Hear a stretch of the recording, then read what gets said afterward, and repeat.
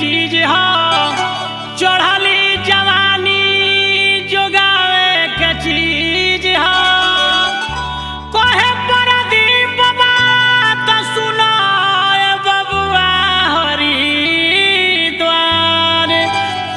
दुनिया में प्यार बस लुटावे वाला चीज हो।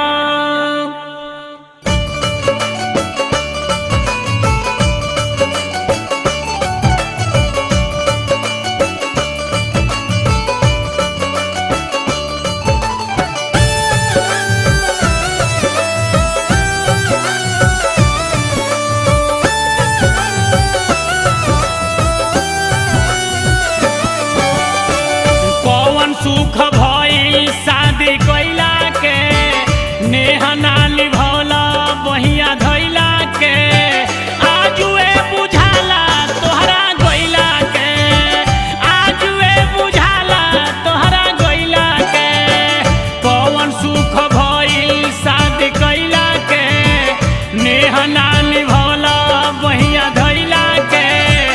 आजुए बुझाला तोहरा गइला के